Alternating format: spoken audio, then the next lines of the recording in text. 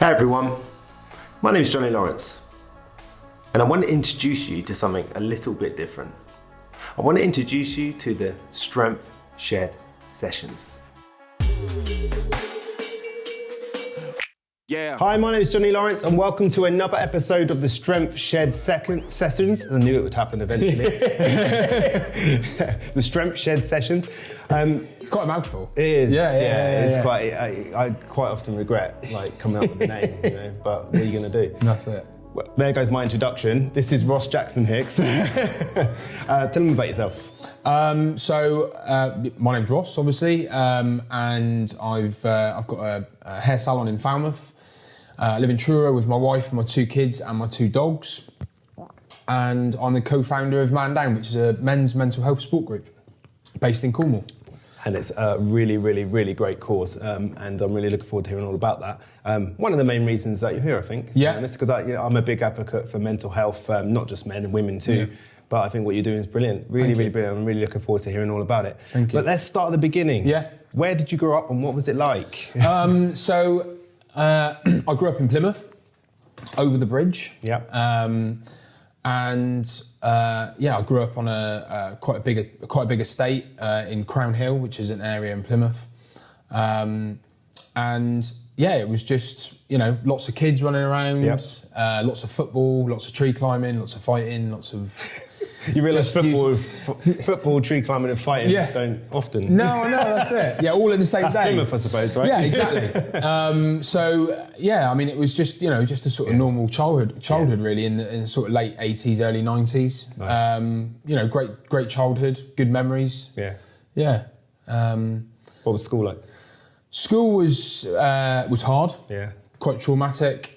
Looking back now, knowing what I know about, my sort of memories and experiences, and it was, I was diagnosed with ADHD when I was a teenager, right? Which is attention deficit hyperactivity disorder. It's a neurological disorder which affects your memory and impulsivity and. How do they diagnose that? Did you have to go? So it was you having an assessment, right? With a child psychologist, and you're prescribed medication. And that's all they could do really.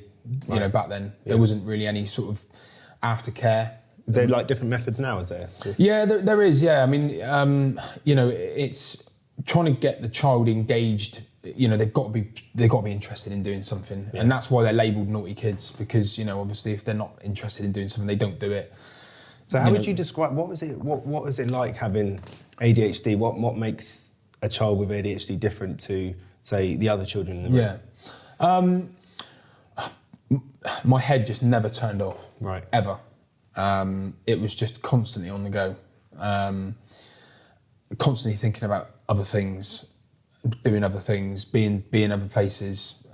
So it was just sat down here with you now. This is cool because we're talking about something which is, we're both interested in, and I'm engaged with you, and I'm interested in what you do.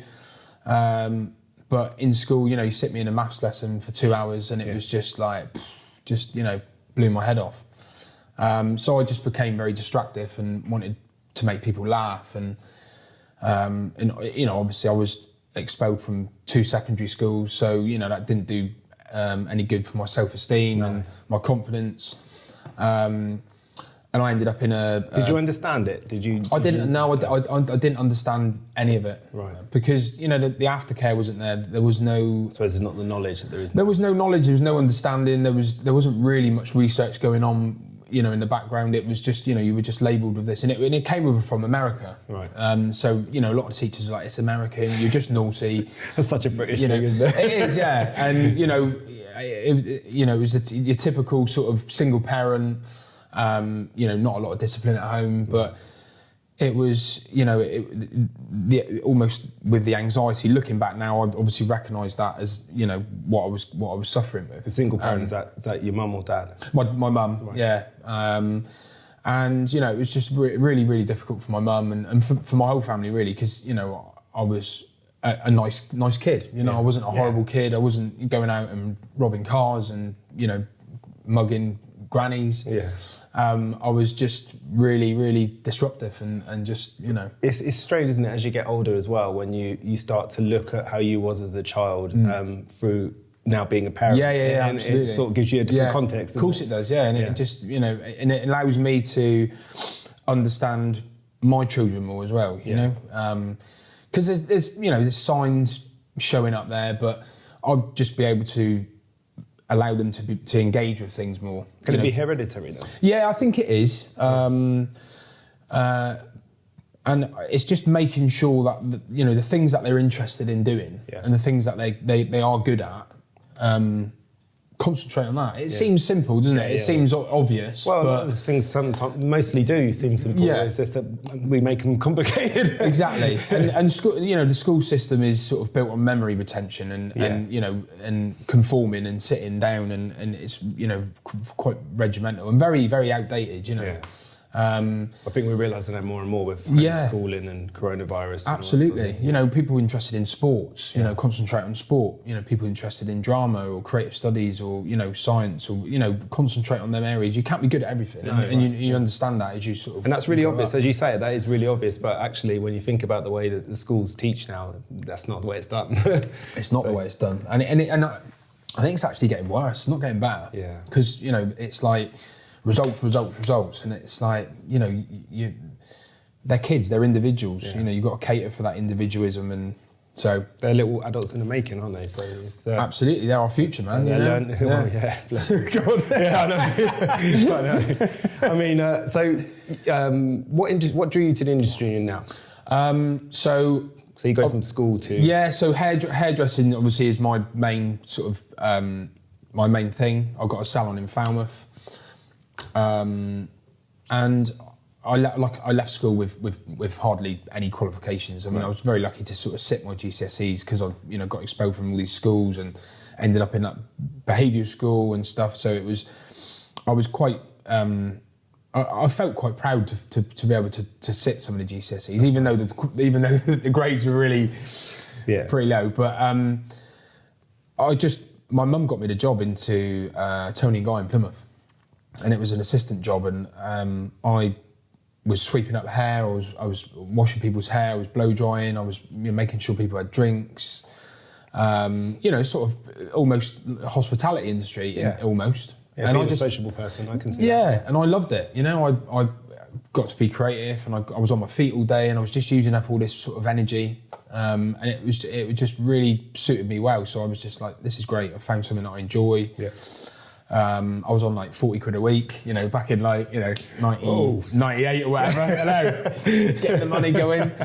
And most of my mates were working in like factories, or they went off and joined the army or the navy or whatever. And they were on sort of like quite good money back then. In Plymouth, I suppose that's a very natural link, isn't it? Yeah, the navy being there. It's a big garrison town. You got the army and the navy, and you had the Royal Marines there as well. 42 Commando, which is in Stonehouse. It was a busy sort of it was a lot of violence in Plymouth, like growing up, that's what I remember growing up. Quite toxic masculinity, with obviously all that. Was that like late night drinking, pub fights? Yeah, just, Union Street and stuff. And I know everywhere's got their areas and places like that, but it just seemed to be all the areas in Plymouth. It's quite, it's quite a derelict place, Plymouth, quite a poor city. So sorry, I've gone off the beaten track. This is what I do. So Tony & Guy in Plymouth. Yeah. Got to about 18 years old. Still unsure about who I was and what I wanted. Started knocking around with a few wrong people that I shouldn't have been. Happens. Yeah, drinking, all the rest of it. So I needed to get away from Plymouth before it sort of went. It's so good that you recognise that, though. Yeah, really, it was, and I had a good family around me, and they were very supportive. And I think without them, I would have probably gone down the dark route. Yeah. Which I still tried to go down, but it wasn't as bad. No. So the only way for me to leave Plymouth was to join the army, because I had no qualifications. I wasn't a qualified hairdresser at that stage. So I joined the Parachute Regiment. Yeah. Nice. Went up to Lichfield. I was in for 6 weeks. There's not a great story coming up. But it just taught me a lot about myself. You know, which is the important thing. Yeah, big time. You know, really, really lot of. What did it teach you? Just how to be brave, and how to push myself, break through that comfort barrier. Yeah. And you know that I was capable of doing more physically and mentally. Brilliant. Which is what I needed, because I wasn't in school long enough. In the classrooms, I was always in isolation. It was just, you know, I didn't really have much of a test personally. You know, I just always. I always feel sometimes in places like Plymouth and where I'm from, it feels like a glass ceiling, doesn't it? And you're sort of almost, everything around you supports that and educates you to believe like this is your lot. Yeah. And actually everyone's capable of a lot more than they realise. You know? Yeah. Which brings me on to my next question. What is one of the hardest things you've ever been through in your life? I know it's a bit of a jump. No, that's cool. Yeah. I mean, one of the hardest things I've been through, probably watching my wife give birth to my oldest child. Right. Not physically, no. But just, you know, well, yeah, physically, but it was quite a traumatic birth, emergency C-section. He's all good, you know, he was sort of back to back, and then she had to have like an adrenaline drip, and it was just, you know, for me, someone that suffers with anxiety. Yeah. You know, thankfully we knew a couple of midwives up at the hospital, and they were like, you know, I think I would have been asked to leave if it wasn't for them, because I was just going off my head, you know. And it was just horrible sitting there watching her going through that. I can resonate with that. Yeah. I've heard nothing. Completely out of your comfort zone. It's completely out of, you know, absolutely nothing. We shouldn't go on too much. There'll be women watching this going, we had to go through it. So we'll just stop short of that, Joe. But yeah, it is tough as the partner watching someone give birth, and that feeling of helplessness and loving your wife so much, hoping that the child's going to be okay. Yeah, complete and utter helplessness, and you know, I was just obviously with anxiety. You know, all these thoughts were going through my head. They're both going to die, and it was just, and I truly made myself believe that they were both going to die. Oh man! And I was just like, you know, that was definitely the hardest thing. I was trying to think about a few things, and I was like, no, that is the one thing that. So everything that's important to you. Just everything just crumbles around it. You know, it means nothing. You know. So have you had with the ADHD? Is that linked to anxiety? Yeah, definitely. Because my head just doesn't stop. Like still now, you know, and obviously so you catastrophise sort of thing. Yeah, you everything is just magnified, and you know there's the questioning behind it constantly. Right. And you'll go from one. Yeah, and you can be your own worst enemy, you know. And I've learnt to obviously deal with that as I've got older and put things in place. How do you pull yourself out of that place? Well, I mindfulness is a massive one for me. You know, stopping, thinking, breathing, concentrating on reality. Yeah. Being factual and not concentrating on the thoughts, because the thoughts can lead me down a really spiral, dark, horrible, gloomy place, and it still happens. But you know, only human at the end of the day. we are, yeah. And this is it. You know, this is what we were chatting about earlier on. It doesn't discriminate. You know, mental health. If it's got you in its grasp, it's got you. You know, money, fame, anything. You know, you see all these rich and famous people taking their own lives, which is just, you know, horrific. And it doesn't matter. You've got to be in the moment, and that's what I've learned to do. You know, be grateful. Yeah. Because you hear that a lot, don't you, about gratitude? And I never really understood it, and then until I spoke to somebody who helped me understand it. And actually, just being grateful for what you got. There was a quote I heard. It was, "If you can't be grateful for what you've got, how can you expect to get more?" You know? Yeah, exactly. And I think that's a really gratitude is important. You're absolutely right. It's the most important thing for me. Yeah. Because you know, I always sort of tried to live outside of my own values, and I think, don't know, just young men do that. You know, they want the cars and the clothes and the, you know, this and that, and have that sort of stature in society, and it's like it just doesn't mean anything, you know, if you're not sort of well up here. You're right. So. You're absolutely right. You know, I've got plenty of friends that you know, from the outside looking in, they've got everything that anyone would ever want, but they're unhappy. And no matter how many possessions they own or places they go, they can't fill that void. They're just things, aren't they? They are. Well, they eventually are. Yeah. At first, you're really excited. And they're nice things. And that's like, don't get me wrong. I'd like to have a Porsche and and all the rest of it. But like, I'd still sit in my Porsche and cry some mornings. Yeah. Like I would in my car at the minute. It's just because we know people that cry in their Ferraris. It doesn't matter. It has no relevance. So. I mean, one of the next questions I was going to ask was like, what's a problem that you've solved yourself? But I think I'd want to direct that towards the whole man down thing. I think like it sounds like that's the natural place to go. Really. What I mean, such a great. Tell people what that is. So I mean, Man Down is a men's mental health support group based in Cornwall, and what we do is we meet every fortnight around the county in towns, and it's a place where men can come and talk openly about their mental health. And it's non-judgmental, very, very informal. Why did you think that was important? The non-judgmental bit, or just the meetings? The meetings themselves. Just because men are just really crap at talking, and in a nutshell. Yeah, they are. And I've never really had a problem talking about my stuff. I think because I grew up around more women. I think that might be. Because women are quite good at talking about their emotions and their feelings, and getting together and have a nice coffee and talk about life, and we just talk about banter. It is, and just ripping into each other, which is okay now and again. I've certainly done my fair share of that. But it's, sort of almost borderline sort of toxic behaviour, it's that sort of whole toxic sort of masculinity thing. And I just thought I just felt it was important for men to just talk openly in a confidential environment. And it just worked. It just started something off, and we just got nearly 650 members now across Cornwall. Wow. We had 18 locations, so like Penzance up to Saltash, Liscard, Bodmin, Newquay, Truro, Falmouth. Is that you at all of them, are you? No. I mean, me and Brad. Brad is one of the co-founders. Brad basically helps run things. He's the admin guy. He helps to... The organised one. Absolutely. I'm like that, Brad. I've got this really good idea. He's like, oh, for Christ's sake. I'm like, yeah, we'll do this. He's like, no. So, I'm the ideas man, and we work really well together.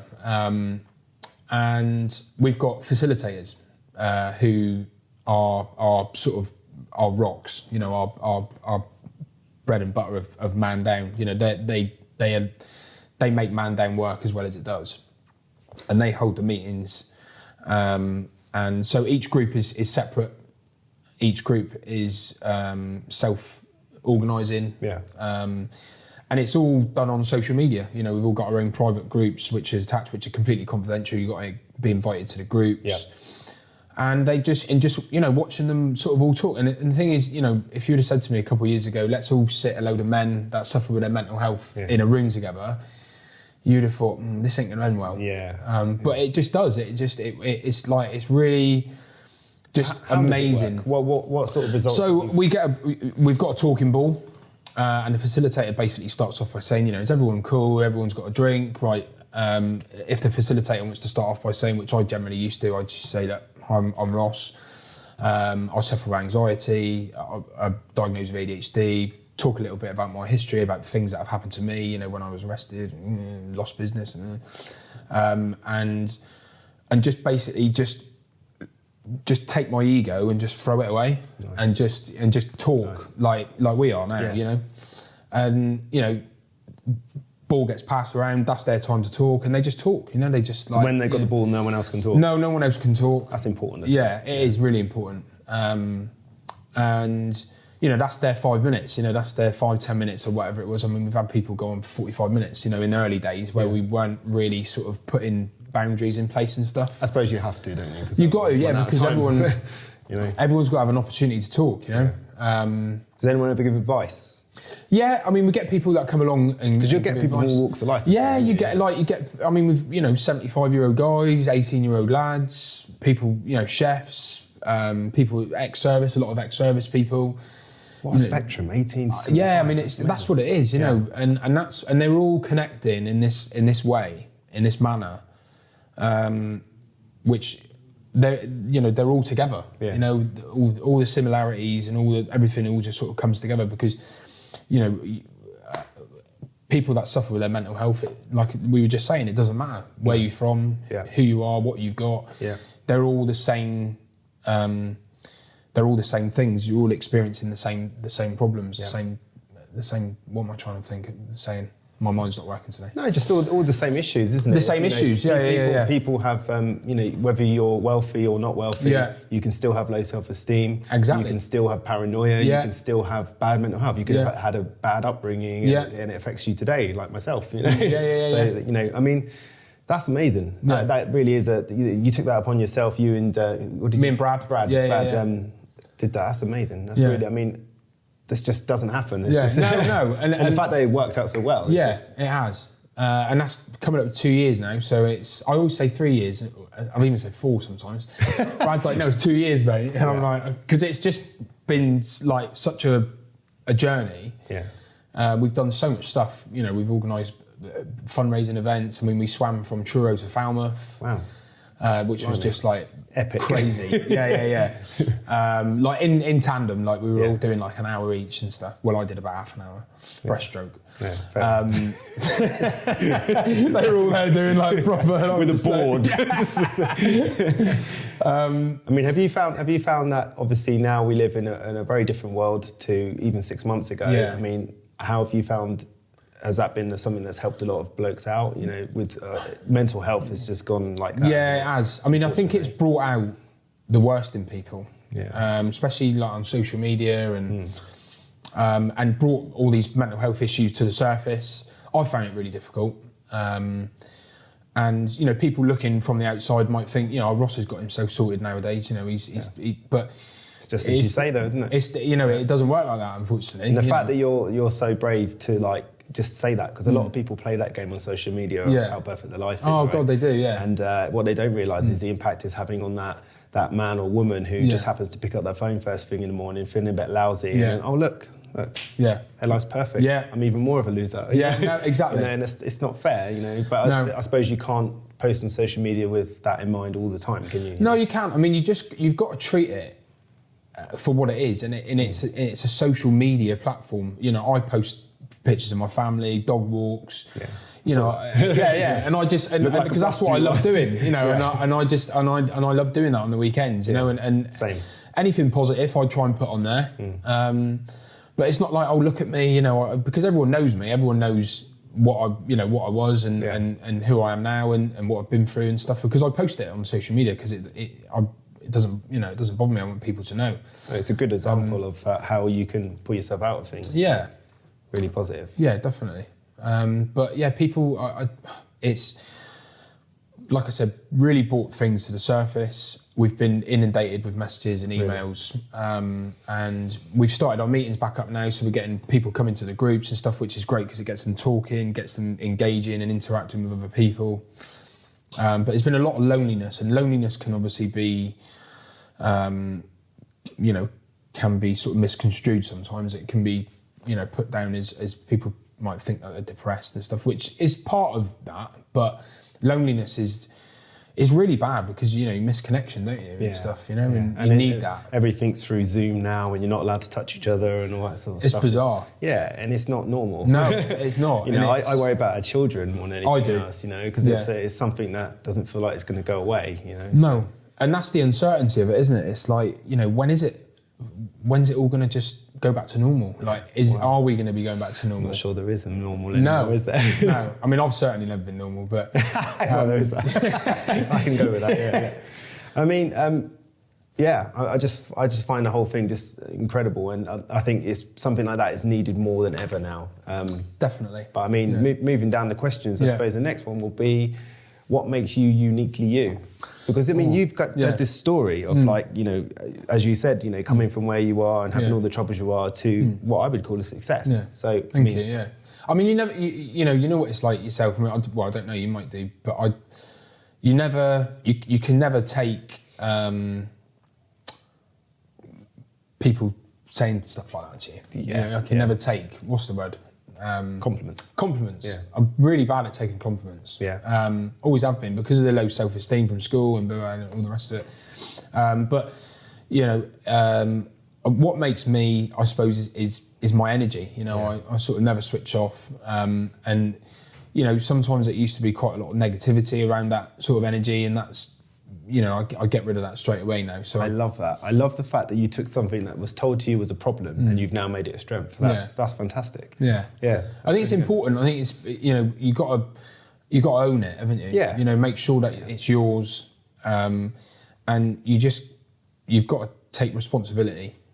You know, don't blame people for, you know, I used to blame teachers and blame this and blame that, and it's just, mate, that's absolutely right. Absolutely. You've got to get on with it, haven't you? Yeah. Which is hard sometimes. But it's that my dad always used to say to me, because my dad was in the Royal Marines and he was, you know, old school from Manchester, you know, and he was like, positive mental attitude, it's a positive mental attitude. And I talked to him about all the mental health stuff and Dad, it's not as simple. You can't just tell people to be positive, you know, if they're really depressed or they're really anxious. But there is an element to that. You have to have a positive mental attitude going forward. You just have to, because you're the only one that's going to be able to save you. It's you know, it's as simple as that. You've got to want to. You've got to work. You've got to work, man. You've got to work for it. Taking that ownership. I mean, for me and any mental health issues I suffered with in the past, it was only when I took ownership of it. Because actually, if you want to blame other people, then it's never going to get fixed because they're not going to be as invested in sorting it out as you are. No, they're not. You know, so that's so your energy that makes you.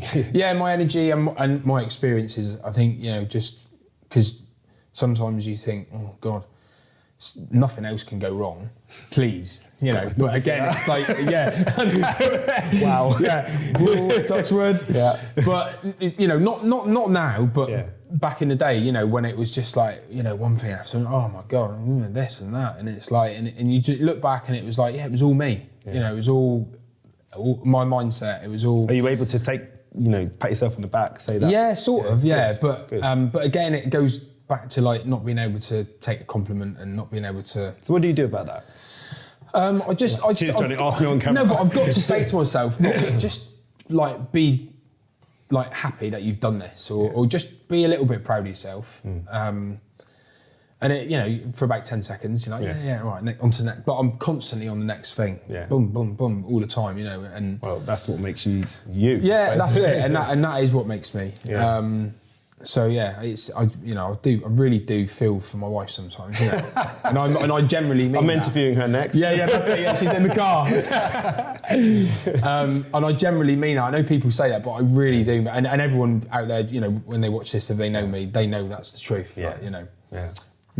Well, when you're like that, I mean, I don't know if I have ADHD, but I'm certainly somebody that's you know, always wanting to do more and more and more and stuff like that. And I know my wife quite often just rolls her eyes and it's just like, what are you doing next? You've got that energy about you. You definitely have. You know, it's infectious. Like, and that's what, you know. I think people like you and me who come through trauma and struggle with these things and are trying to be honest about it. It's not for attention. It's to help. It's to get people to understand. You know what? It's not just, you know, it's not just you that has the problem. You know, other people have these problems. People that are successful, people that are not successful. It's all the same. Like, exactly as you put it. It's all the same. And you hit a really good point there, like attention, you know, attention seeking and stuff like that. And that is something which is predominantly around men, you know, weakness, showing weakness and stuff. And we all know that's just a load of baloney. You know, it is. Showing true strength is being vulnerable and owning your stuff, and then you can just move on with stuff. You know, you don't, like, it's like with the meetings, we don't all sit in a circle moaning and crying, and it's not like that. It's very uplifting. Like people, someone will say, you know, I tried to take my own life last week, and someone will say, why did you do that? And they say, and someone will say, well, I've had those feelings, and it's like a real, it is wow, it's proper, you know, and that's reality, and that's. And I want people to see that, you know, that thing. Oh, he's just attention seeking because he's, you know, people that have gone out on social media, especially, you know, with social media again, you know, reaching out, and you know, people reach out more than others, you know, but that's just the way it is, you know. What I find amazing is, you know, I've been honest about a few things that I've had happen in the past, and I've made videos about it. Yeah.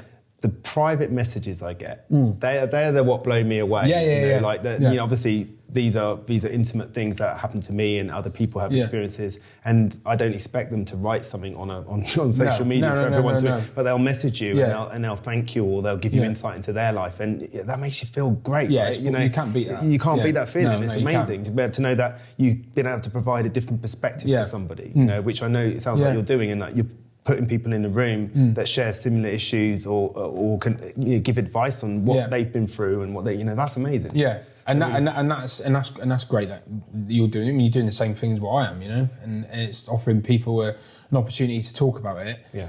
In a confidential, non-judgmental manner, it's been. I'm not so much with the confidential. yeah, that's it. Yeah, we'll turn it off in a minute. We'll carry on for about another hour. Yeah. So, I mean, one of the other questions was, what's something that people always ask you for help with? But I mean, that sounds like. Yeah. Do you ever get that, like, just people, you're in a pub or something? So I don't go into pubs anymore. Right. So I've been sober for 4 years now. So that was one of my demons, was alcohol. Yeah. And all the other bits and pieces that go along with that. It's easily done. Yeah, big time. Well, it was. I mean, it was a coping mechanism for me, a negative coping mechanism, obviously, using alcohol to just turn that mind off. I get that. Yeah, I've experienced that myself. And it just went on and on and on and on, and I just became this person which I just used to look at when I was a bit younger and think, oh my God, like I would never want to be like that. So you made that decision. You say, how long did you say? So it'd be 4 years in January. 4 years. So you just said to yourself, that's it. I'm not doing it. Yeah, I mean, Rudy was he was about 4, my eldest, and Rafty had just been born. He was cool sort age, of like, yeah. I don't even want to feel like I got boring. I know, that's another thing, isn't it? It's like, what can we think of? It's really mad. So it was going on a little bit. I basically got arrested. I got into a bit of trouble in Falmouth, got into a fight and got arrested and charged with ABH and common assault, and was just completely out of character for me. And it was just literally the stress of running a business. I had a business. I had 18 staff working with me and my wife. Yeah. I didn't have a clue what I was doing. Right. Looking back now, I just didn't have a clue. I was just going in there, running the shop, cutting hair, and just living my best life. And you just internalising all that. Yeah, just everything subconsciously just getting sucked and drawn into this, really sort of dark void, and it was like I was just living this lie, basically. Just pretending everything was cool. I was all good. I was working. I had this great life, this nice car, and again living out of my, that's not what I believe. Yeah. They're not my values. It's easy to be pulled in, though. Yeah, of course it is. And so that was. I still didn't give up alcohol after that.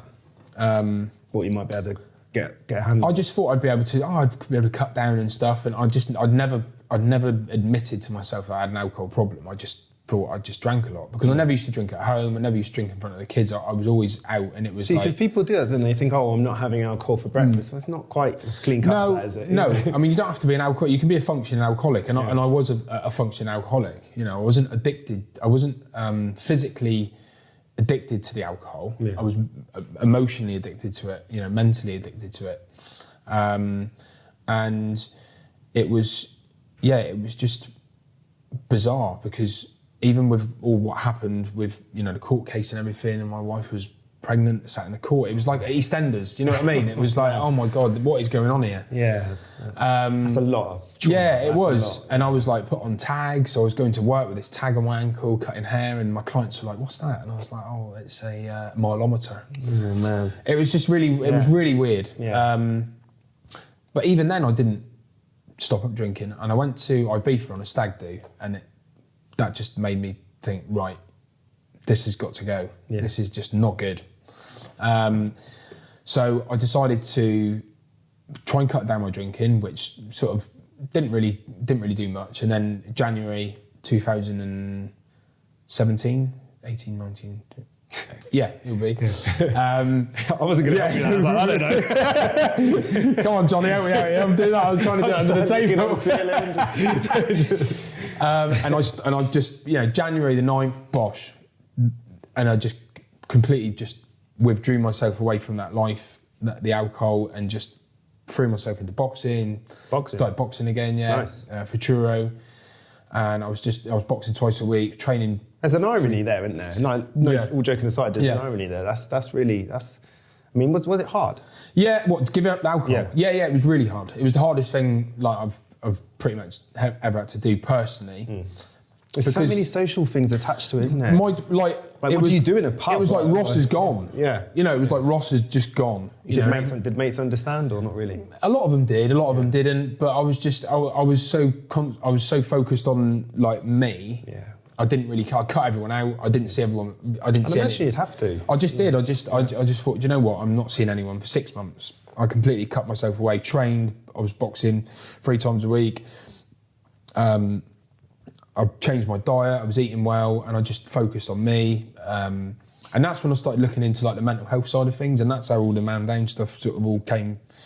But that was like looking back. That was the journey. Yeah. That was my story. What a great, and that is it a was great like story. I'm glad that I'm still okay. I respect the life out of the ownership that you're taking. Like, it's brave to talk about these things because, people do make judgments, right or wrong. Yeah. And you're just like owning it. I think that's amazing. Really do. Thank you. See, that's the way you take a compliment. Thank you.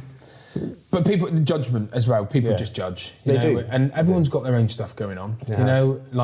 And even people that judge have got their own stuff going on. And sometimes that's why they judge. Yeah, of course it is. Yeah, it's a response, isn't it? It's a natural response to, try and take over, what's going on with them. But, I just understand it now, I mean, I find a lot of negativity isn't, say someone says something to you that offends you, it's quite often not about you, it's about them. Of course it is. The way people treat you is a reflection of themselves, isn't it? Check you out, Yoda. Well, I'm trying to remember all these things. It's when you say it wrong. Whoops. But those things that ring true to me, those memes and those things that I remember, that is because I used to be like that. I used to, the banter, we talked about the banter. Yeah. I used to say stuff about people and talk about people all the time. Because I wasn't comfortable sitting in my own headspace. I was comfortable making other people look bad rather than because I was going out and doing this and that and you had a bit of self-loathing going on. Yeah, big time. A lot of self-loathing. Yeah. And now you must be proud of the person you become. I'm proud of that. Yeah, 100%. I mean, we're not always perfect. I mean, no, we still end up bickering with the misses. And Absolutely. I'm a nightmare to live with. Like I really am. Like an absolute nightmare. Like because it's all about me at times. It's all about like how I'm feeling, and I'm feeling really anxious today. Or the kids drive me mad today. So and it's like I forget about her sometimes, which is terrible. But she's just so chilled, and it's like it's. I mean, the kids, I feel sorry for the kids sometimes because it's like, it can be quite detrimental to them sometimes being around me when I'm like, having a panic attack. You're dealing with that, and like, this is the thing, like people think that, you go along with mental health issues and then you just fix it. It's not that, is it? It's every day. You have to wake up and you have to go again. Yeah. And some days you haven't got it in you, some days you got it in you all day long. It's every single day. It is. But the fact that you continue to try every day is something special. Yeah. Right? Something you should, because it's hard, right? Yeah, no, it is. It's hard. Them demons are hard. I mean, you gave up alcohol 4 years ago. But I expect there's every now and again there's a trigger. Oh, every weekend. Yeah. Really, even now. Yeah, he's there all the time. Just have a drink, just have a pint. You can control it now. And I'm like, listen, I don't drink socially. Like, I don't really like the taste of it. I used to drink to get drunk. Yeah. That was it. As simple as that. I'd have a few alcohol-free ones, but what's the point? I'd just rather drink water, I did that when I did Stoptober. Yeah. And I was drinking alcohol-free, and I was just like, do you know what? Like, I don't drink beer because I love the beer. No, like, what am I doing? This is not about this. So, but I do miss just having like a couple of pints with mates. Like, I could quite happily go down the pub with you now because like we're obviously getting, I can see that we get on quite well. But I just know that he's just there. 2 pints, 3 pints in, I'd be like, right. let's go to Newquay. And do you know what I mean? And I was the enabler. Yeah. You know, my wife was always like, oh, don't go out with him. Don't go out with him. I'm like, sorry, listen, I'm the worst. Yeah. You know, I'm the one that's saying, let's go out now. Let's go here. Let's do this. Because I love how you own it though. You recognise that. That's the hardest bit. Yeah. Is facing yourself and seeing who you really are. Yeah. And going, okay, I accept them. I accept the good stuff. Yeah. I accept the bad stuff. We might need to change a little bit. But, you know, so that's... There's still lots that needs changing, you know, but... it's constant work, isn't it? And as, you know, you're a different person now than you were when you were... I mean, how old are you now? I'm 38 now. Yeah, so when you were 30, you were a different person. When you were 20, you were a different person. And people think that that's it. They're that person for the rest of their life, but they're not, because things happen in life that change you. You know, you have children, you get married, you change jobs, and it all makes you a different person. It does. And you have to adapt. Yeah, you do. You do. And it does. It moulds you, you know, it moulds everything about you. And you've got to change, you know. You know, even if it's just little bits. What's one of the greatest lessons that you think you've learned in your life? Gratitude.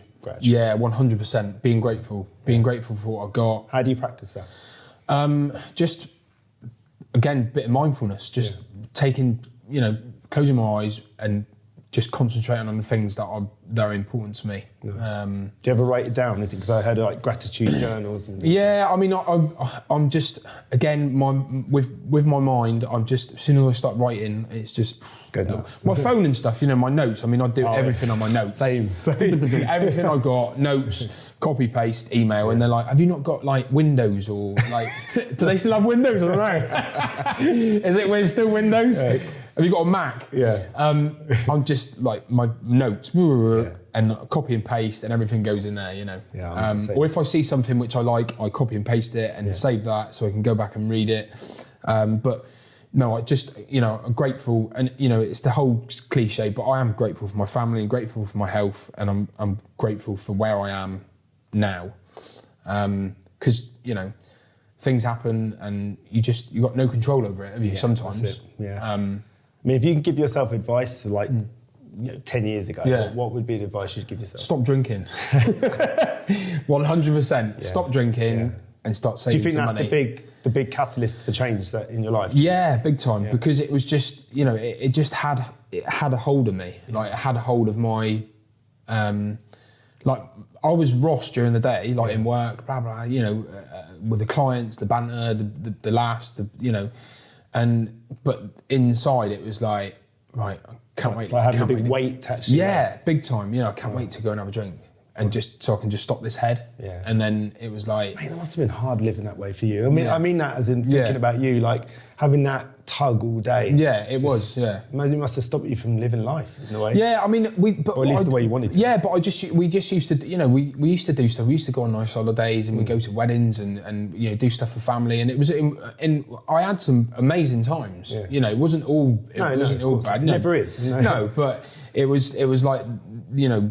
I'd go to the pub on my own and sit there and drink 5 or 6 pints, and then, you know, that was just the start of the evening. You know, it was like, because I felt that was who I was. Yeah. But it that's interesting. You say definitely kept me back. You created that identity. Yeah, that's interesting, because then you have to live up to that identity, don't you? Exactly. You have to live up to this persona. Oh, Ross is a good laugh. Ross will do that. Or do this, and I did. I just used to do anything for a laugh. You know, Jesus. Yeah. But yeah. It definitely held me back. Like, you know, within this 4 years I've stopped, you know, we've set up Man Down. I've launched my own hair care products, which is nice. Which took me, you know... I haven't got much need for that, to be fair. Well, you have, mate. You're right. Yeah, got a little bit. Yeah. And I've done so much with my time. Yeah. You know, all my time's mine, and like, you know, and... It's amazing you said that, because it sounds like it was almost like a job to you, having to drink. It was like a commitment. Yeah, no, it was. It was a commitment, because it was an escape. Like, it was, everything evolved around it. It was like, wherever we go, oh, you'll be drinking. Oh, Soraya, you can drive. You know, and it was like, I don't think anyone knew like the extent of it. Yeah. Because I was just keeping it all together. Yeah. That's the high functioning. Yeah, the high functioning bit, exactly. And I get messages from people all the time. That's what people ask me for advice on, is the drinking, more than the mental health side of things. I suppose that the Man Down bit does follow a similar formula to like an AA type situation? Yeah, no, it is. There's a lot of science to say how effective that is, isn't it? Exactly. It's ownership, and hearing other people talking about stuff, we get people that come to the meetings that don't want to talk. Yeah. They just listen. But they're there for a reason. Yeah. Exactly. Because if you think about it, if you're out in a group of lads and you're drinking, you're all inhibiting each other's behaviour. Yeah. And at some point, usually around 12 o'clock, that behaviour can become a bit negative. Yeah, absolutely. But if you're in an environment with guys sitting around talking about things that have affected them, that will inhibit them too. Absolutely. You are the company you keep, aren't you? Yeah, 100%. Yeah, and also what you're thinking as well. It's training that mindset to think in a different way, but every day. It is, and it's hard, and it is hard work. Yeah, it is. But it's worth it, isn't it? Yeah, God, but it's just you've just got to get hold of yourself. Yeah. And work on yourself. Love yourself more than you love anything. Yeah. Because if you can't love yourself, you can't love others, and you can't let others love you. No, you can't. It doesn't happen. It doesn't work. No. And I'm not like saying not being able to take compliments and stuff like that, but I care for myself. Yeah. I understand that. So that's. What's next for you? So lots of stuff going on with Man Down. Yeah. We're trying to get back up to like 32 locations, which is our main aim, to cover the whole of Cornwall. Nice. And then who knows, we might start creeping over the bridge. Yeah. But at the minute, we're just concentrating on Cornwall. I think by the end of next year, hopefully with all the COVID stuff going on, we don't really know what changes everything. Yeah. So, I mean, Man Down, 32 locations. Me personally, like I was talking about, Well Lane is our new sort of product range which we've launched. So I'm going to concentrate on getting that somewhere next year. Yeah. Got big plans for that. It's amazing. Like you said at the beginning, so many talented people in Cornwall doing. There are, it never ceases to amaze me. Everyone just writes it off. They do. But there's a lot of people out there, and they're all really supportive of each other. They all network, and they all they're all very, very supportive of each other, which is great. Especially Falmouth. Falmouth is just like such a cool little creative hub. It's got so much stuff going on there. Yeah, a lot of fun people in Falmouth. Yeah, there are. Mate, it's been great talking to you. Yeah, thank you. Plug your social media and Man Down and all that. I mean, what's the Instagram and? So Man Down Cornwall is our Instagram and Facebook page, and then obviously a website attached to that. Just give us a follow, give us a like, give us a share. It all adds to the raising awareness. And if anyone's out there watching this that fancies coming along to a meeting, then just send us a message and we'll be in touch. That's great. Yeah, that really is cool. It sounds like someone's cutting their grass next door. Amazing. That'd be good on camera. And your hair care products, have you got a website or anything? Yeah, so it's Well Lane Hair Care. So it's a Cornish-based. We're developed in Cornwall. It's cool. It's coming closer now. We're vegan society approved, so the hydration range has just been launched. So it's so they're both vegan registered, nice. Naturally infused. So very, very hydrating, very moisturising. But check us out. Yeah, check us out on Instagram and Facebook. Ross, mate, it's been a pleasure. Thank you, Johnny. Yeah, it's been a real pleasure. Thank you very much, man. Yeah. Thanks for watching, and tune in next week for another episode of the Strength Shed Sessions. Yeah. Ross Jackson-Hicks, thank you. Thank you very much for your time today. What a great interview. I really, really enjoyed speaking to you, meeting you. We had really great conversations both on and off camera. Mate, honestly, I feel like I've made a friend in you, to be honest. We resonate on so many levels. Your passion for helping people, I very much recognise and resonate with on a top level. Your life story, the things you've been through, good and bad, make you who you are today. And in my opinion, that's an amazing man, a great role model, and a strong leader. Your work with Man Down is nothing short of remarkable and entirely necessary. You raising awareness to it being okay to not be okay is something that's vital. especially now in this day and age with the things that are going on in the world and all the unrest. Keep doing what you're doing, buddy, and my hope is that we'll stay friends for a long, long time, and that we'll be in contact, and we may even work together in the future. Let's hope so, because we obviously share very similar ethos. Thanks for watching. Subscribe to my YouTube channel. Follow me on Instagram and like my Facebook page. That would all be much appreciated as always. And I'll see you again on another episode of the Strength Shared Sessions.